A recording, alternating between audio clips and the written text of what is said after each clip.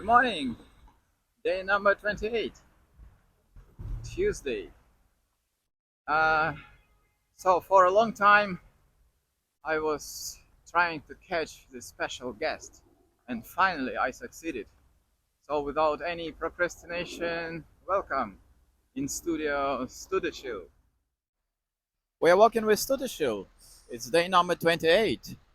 So, what's happening? Why are you not running? Good question.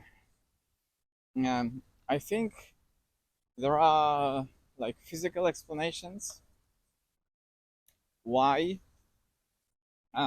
like it was dramatic start, heat wave, high humidity, then rains, and everything pretty much knocked out my kidneys and liver. But now it's more interesting. I think now it's when you realize that your goal of finishing 3100 just fade away. It's more kind of psychological matters to find a motivation. Like I don't know, like engine is broken, just don't have the energy to run. And um, one story, like before the race, I did this CAT scan, the tube scanner for internal organs, and then maybe a week ago, uh, the doctor called called me while I'm on the race and told about results. So I think my mind was very unhappy to hear everything like that. And yeah, so the mind was pressing the body, and I think like kind of blocking the body. So this is kind of what is happening now. But anyway, yeah, I'm doing what I can. Is there any way you can tell how the race will be for you in advance? Well, definitely, it's not only next days, but even like before the start of 3100. In most cases, yeah, I can tell how the race will be. First time it happened, I think in 2009. Uh, During the training period, I had this amazing feeling of flight and like a total control over body.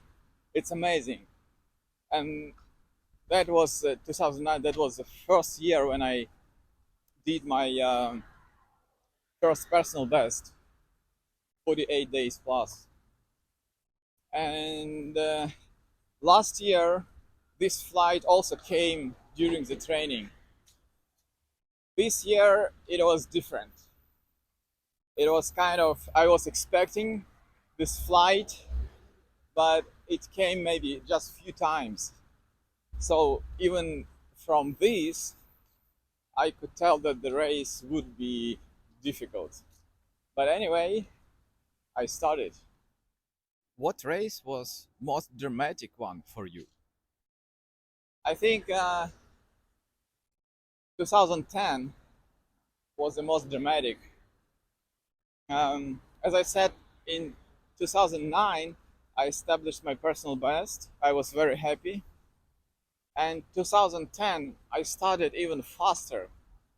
So, like the first 20 days, I was ahead of my personal best. But then the knee pain developed, and it ended with a knee torn ligament. So I stopped on a day number 24, and it was so painful. Really, I cannot even walk. I think that was the only year when I was on crunches. So yeah, I cannot walk. I was on crunches, and I think this is historical picture how I ended up on crunches on 3100.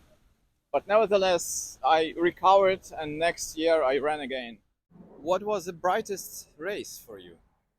The brightest, the brightest and most happiest so far was 2014, when I did my second personal best. It was amazing year of just when I had a nuclear energy, and it was interesting that by the end, like 10 days before the finish, I checked my mileage with my previous personal best 2009, when I was like 5 years younger, and I was racing against myself from that time, and I won. So I established a new personal best in 2014.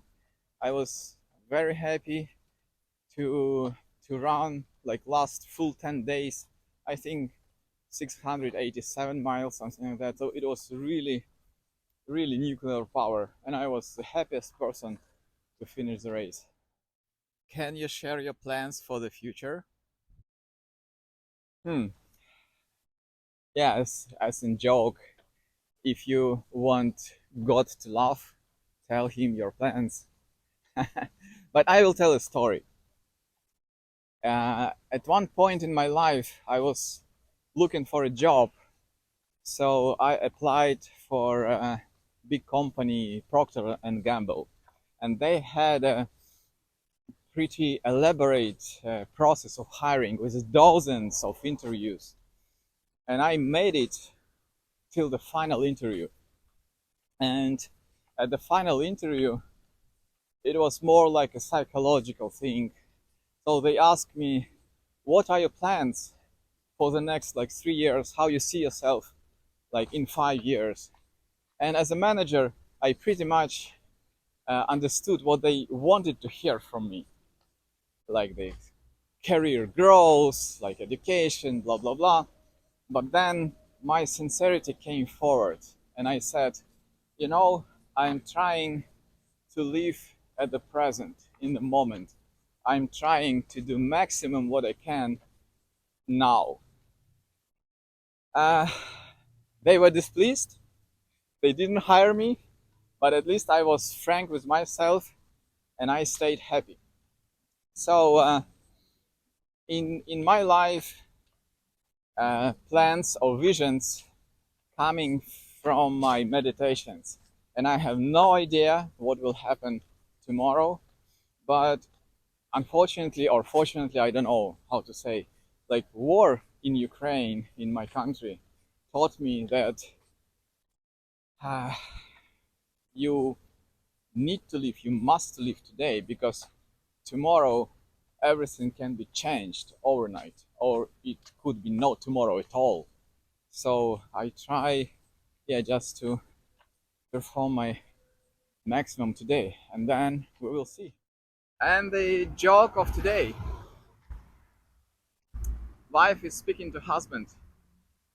My dear, I have amazing news for you. What news? You didn't pay your car insurance in vain.